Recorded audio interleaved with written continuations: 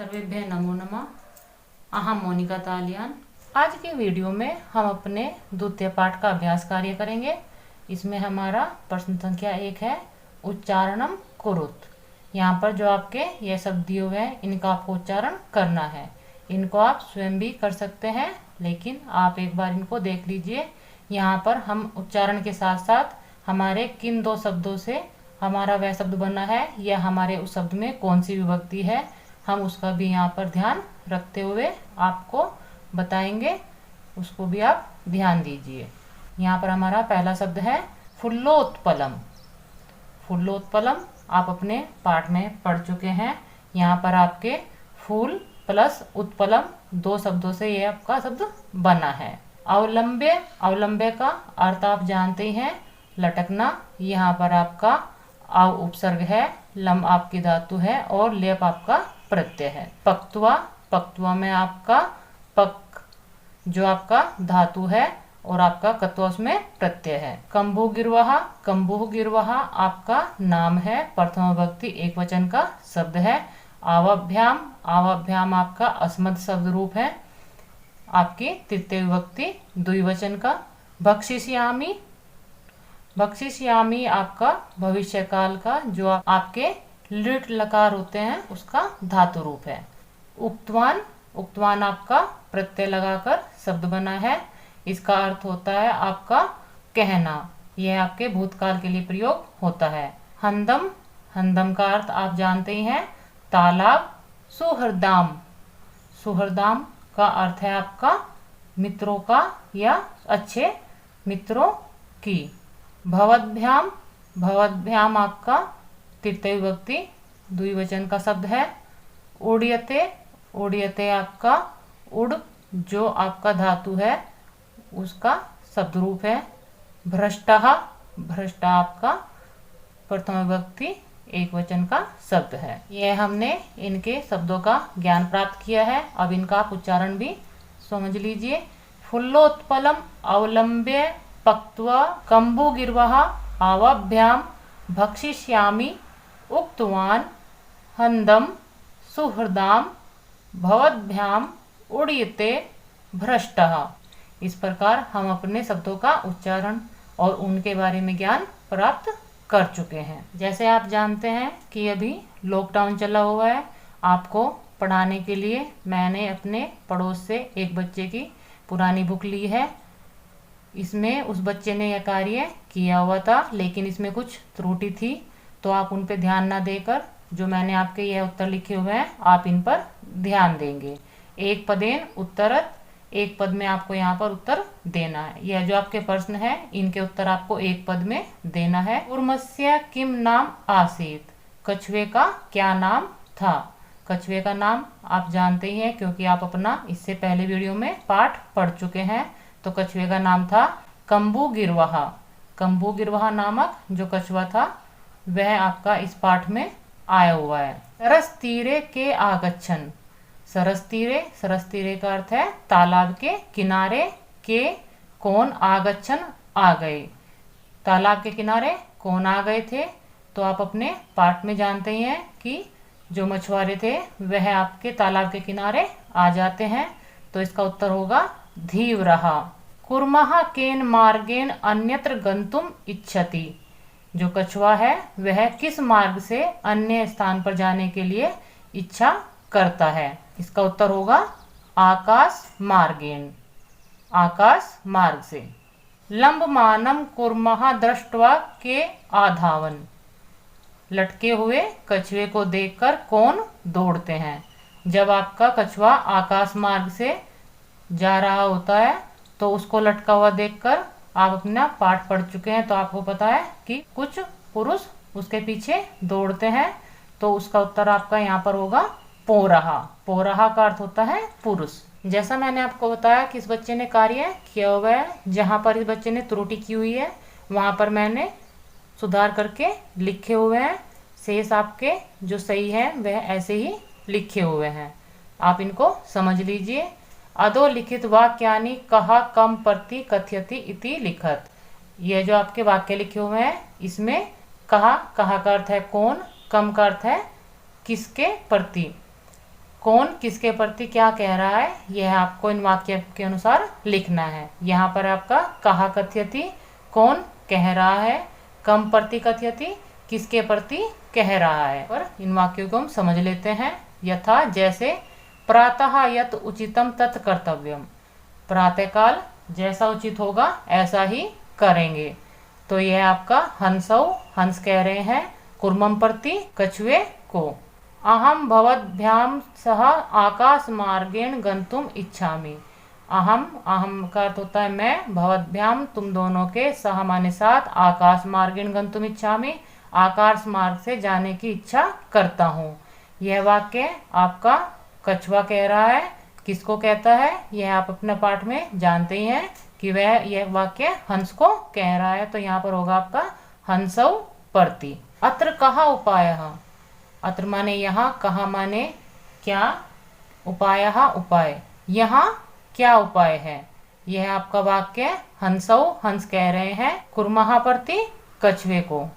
अहम उत्तरम न दास्यामि, मैं उत्तर नहीं दूंगा। यह वाक्य आपका अपने दोस्तों को कौन कहता है ये आप अपने पाठ में जानते ही है कि कुर्मः, कछुआ इस वाक्य को कहता है। किसको कहता है, हंसौ प्रति, हंसों को। यूयम भसम खादत, तुम राख खाओ। यह जो वाक्य है यह आपका कुर्मः, कछुआ कहता है पौराण प्रति, पुरुषों को। यह बच्चे ने गलत किया हुआ था तो मैंने इसको सही यहाँ पर किया हुआ है, आप इस पर ध्यान देंगे। आप इनको करने के लिए अपना पाठ एक बार इनको अच्छे से करने के लिए आप अपने पाठ की वीडियो भी देख लीजिए, जिससे आपको अपना पाठ समझने के बाद पता लग जाएगा कि कौन किसको क्या कह रहा है। यह आपका प्रश्न 4 है। मंजूषातः क्रियापदम चित्वा वाक्यानि पूरयत। ये जो आपकी मंजूषा दी हुई है इनमें से आपको अपने क्रियापद चुनकर यहाँ पर वाक्यों को पूर्ण करना है। यह कार्य मैंने आपका किया हुआ है, आप इसको समझ लीजिए। हंसाभ्याम सह कुर्मोऽपि उड्यते, हंसों के साथ कछुआ भी उड़ता है। अहम किंचिद अपि न वदिष्यामि, मैं कुछ भी नहीं बोलूँगा। यह हितकामना सुहृदाम वाक्यम न अभिनंदति, जो अपने हितकामना वाले वाक्य, सुहृदयों वाले व्यक्ति के वाक्य नहीं सुनते। एकः कुर्मः अपि तत्रैव प्रतिवसति सम, एक कछुआ भी वहीं पर प्रतिवर्ती सम रहता था। अहम आकाश मार्गेण अन्यत्र गंतुम इच्छामि, मैं आकाश मार्ग से अन्य कहीं जाने के लिए इच्छुक हूँ। वयम गृहं नीत्वा कुर्मं भक्षिष्यामः, हम सब घर ले जाकर कछुए को खाएंगे। इस प्रकार यह आपके क्रियापदम वाले वाक्य मैंने किए हुए हैं, आप इनको अच्छे से समझकर एक बार दोबारा कर लीजिए। इनको करने के लिए आपको अपना पाठ बहुत ही ध्यान से समझना चाहिए, तब आप इनको बहुत ही आसानी से कर सकते हैं। प्रश्न संख्या 5 है आपकी, पूर्ण वाक्येन उत्तरत। पूर्ण वाक्य में उत्तर देने हैं। यह जो आपके प्रश्न दिए हुए हैं इनके उत्तर आपको पूर्ण वाक्य में देने हैं। यहाँ पर आपका अतिरिक्त स्थान भी नहीं है और इस बच्चे ने आपके जो वाक्य किए हुए हैं यह भी गलत किए हुए हैं, तो इनको मैंने अपनी अलग कॉपी पर लिखकर किया हुआ है, आप उनको देख लीजिए। हम आपके पूर्ण वाक्य आपको वहीं पर समझाएंगे। यहाँ पर मैंने आपके पूर्ण वाक्य वाले उत्तर अलग से लिखे हुए हैं क्योंकि बुक में आपके वहाँ पर कोई भी ज़्यादा स्पेस नहीं था।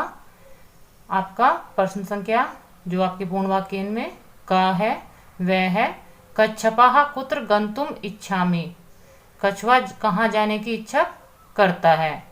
इसका उत्तर है आपका कच्छपः अन्यम हंदम गंतुम इच्छामि, कछुआ अन्य तालाब में जाने की इच्छा करता है।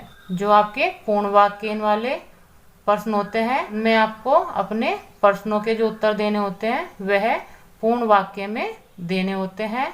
इससे अलग जो आपने एक पदेन वाले प्रश्न देखे थे उनमें आपको केवल एक पद में ही यानी कि एक शब्द में ही आपको उत्तर देना होता है। यहाँ पर आप ध्यान देंगे कि आपका जो प्रश्नवाचक शब्द है उसके स्थान पर आप अपना उत्तर लिखते हैं और जो आपके शेष शब्द होते हैं उनको आप अपने उत्तर में ऐसे ही लिख लेते हैं।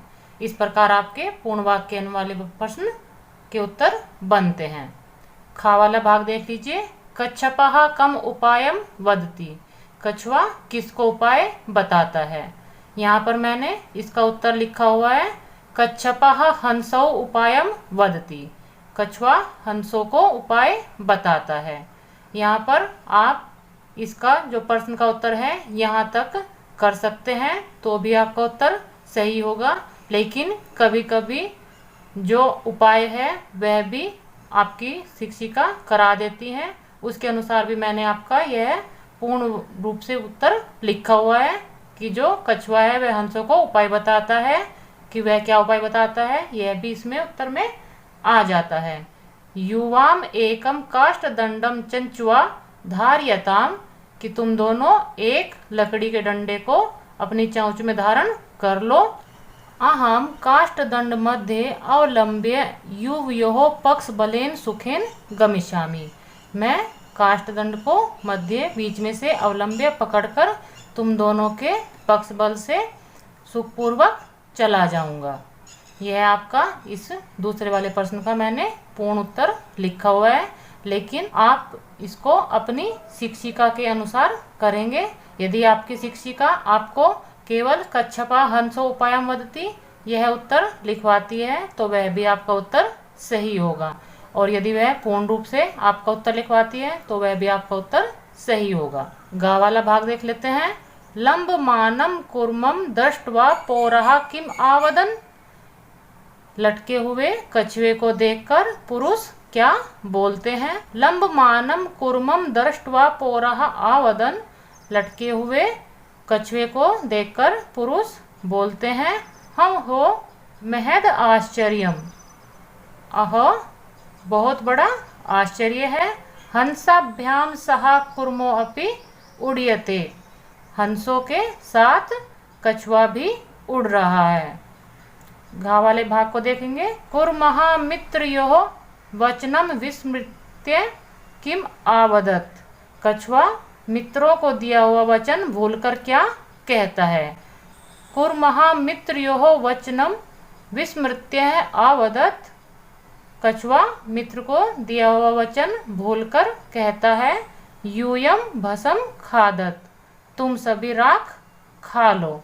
इस प्रकार हम अपने पूर्ण वाक्य वाले उत्तरों को करेंगे।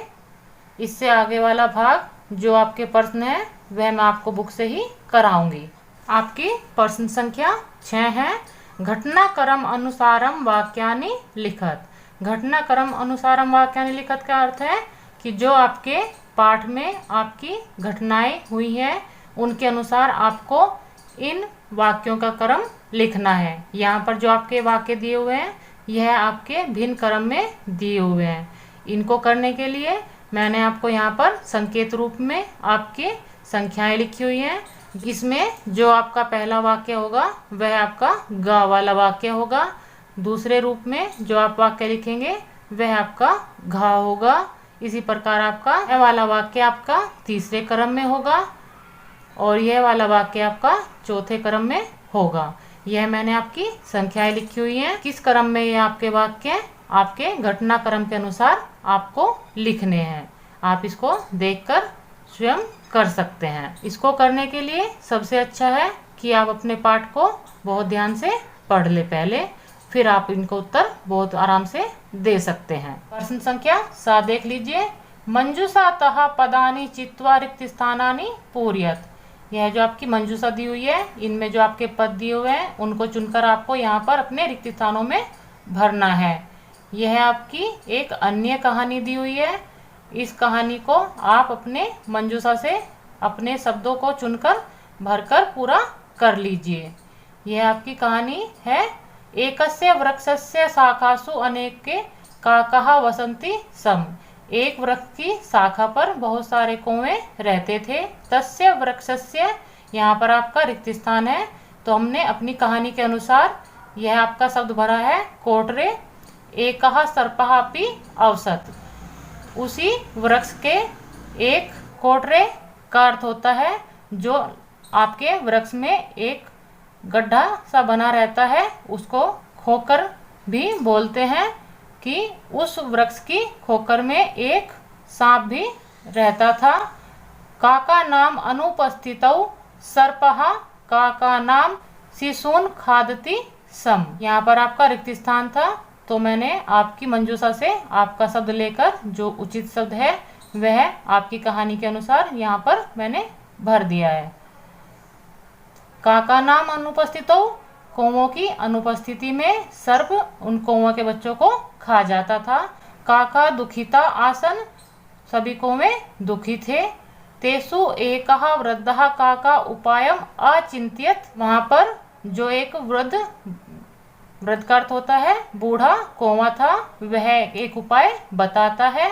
वृक्षस्य समीपे जलाशय आसीत्, कि वृक्ष के समीप एक जलाशय है। जलाशय आपका होता है तालाब। तत्र एका राजकुमारी स्नातुम जलाशयम आगच्छति सम, तत्र माने वहां एक राजकुमारी स्नान करने के लिए तालाब में आती थी। शिलायाम स्थिता तस्याः आभरणम आदाय एकः काकः वृक्षस्य ऊपरी अस्थाप्यत, शिला पर यानी कि पत्थर पर रखे हुए उसके आभूषण को आदाय लाकर एक कौवा वृक्ष के ऊपर अस्थाप्यत रख देता है। राजसेवकः काकम अनुसृत्य वृक्षस्य समीपम आगच्छन्, जो राजा के सेवक हैं वह कौवे का पीछा करते हुए वृक्ष के पास आ जाते हैं। तत् ते तम सर्पम च आमार्यन, तत्र माने वहां, ते माने वे सब, तम माने उसको, सर्प च और सांप को आमार्यत मारते हैं। तब वह आकर उस सांप को वहां पर मार देते हैं। अतः एव मुक्तम उपायेन सर्वम सिद्ध्यति, अतः इसलिए एवं मुक्तम कहा गया है, उपायेन सर्व सिद्ध्यति, उपाय से सभी कार्य सिद्ध हो सकते हैं। यह आपकी कहानी इस प्रकार है। मैंने आपके रिक्त स्थानों को आपके यहाँ पर क्रम संख्या से भी दिया हुआ है और इनको मैंने चुनकर यहाँ पर लिखा हुआ है, आप इसको देख लीजिए। यह जो बच्चे ने कार्य किया हुआ है उसको भी आप ध्यान में रखेंगे। जहाँ बच्चे ने कुछ गलती की हुई थी वहाँ मैंने ठीक कर दिया है, लेकिन आप अपने क्रम संख्या के अनुसार भी देख लीजिए और जो मैंने आपको कहानी समझाई है उससे भी आप अपने रिक्त स्थानों की पूर्ति बहुत ही आसानी से कर लेंगे। ध्यातव्यम, ध्यातव्य का अर्थ है कि ध्यान दीजिए। यह आपकी पुस्तक में एक अलग से भाग दिया हुआ है, इसको भी आप एक बार देख लीजिए। इमं कथा पंचतंत्रम इति ग्रंथात् संपादितम कृत्वा उद्धरता। इमं कथा, यह जो आपकी कहानी है, दुर्बुद्धि विनश्यति, यह आपकी पंचतंत्रम, जो पंचतंत्र नामक ग्रंथ है, उस ग्रंथ से उद्धृत करके यहाँ पर इन्होंने संपादित की है। पंचतंत्रस्य लेखकः विष्णु शर्मा, पंचतंत्र के जो लेखक हैं वह विष्णु शर्मा है। पंचानाम तंत्राणाम समाहारा पंचतंत्रम इति, 5 तंत्रों के समूह को पंचतंत्र कहते हैं इस प्रकार। अतः पंचतंत्रस्य 5 भागा सन्ति, इसलिए पंचतंत्र के 5 भाग हैं। वह 5 भाग कौन कौन से हैं, इन्होंने इसके नाम दिए हैं।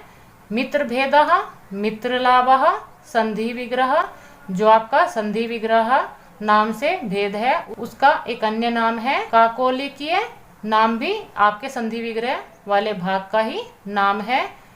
लब्ध प्रणासः, अपरीक्षित कारकांच, यह आपके जो पंचतंत्र वाले 5 भाग हैं उनके नाम इन्होंने यहाँ पर दिए हैं। अस्मिन् पाठे अनअवसरे भाषणेन कथम सर्वनाशः भवतीति दर्शितम, इस पाठ में जो दिखाया गया है कि अनअवसर यानी कि जब बोलने का अवसर नहीं होता तब बोलने से किस प्रकार सर्वनाश होता है, यह इस पाठ में बताया गया है। कवचित मौनम कार्य साधकम भवति, कवचित कहीं पर मौनम, मौन से कार्य साधकम भवति, कार्य सिद्ध होता है। यथोक्तम, जैसे कहा गया है। विभूषणम मौनम पंडितानाम मूर्खे ही शोभते तावत यावत किंचित न भाष्यते, कि मौन रहना ही जो मूर्ख होते हैं, अपंडित होते हैं, उनका आभूषण है। क्योंकि मूर्ख जब तक ही सुशोभित होते हैं जब तक वह कुछ नहीं बोलते। इस श्लोक का जो भाव है वह इस कहानी के सार से मेल खाता है। क्योंकि मूर्ख जब भी अपनी बात के लिए अपना भाषण शुरू करते हैं तो उनकी मूर्खता पता लग जाती है। इसी प्रकार कछुए को समझाने के बाद भी कि तुम नहीं बोलोगे, लेकिन वह बोलने के लिए अपने मुंह खोलता है और उसका सर्वनाश हो जाता है। यहाँ पर यह आपका पाठ समाप्त हो जाता है। मिलते हैं अगली वीडियो में। सर्वेभ्य नमो नमः।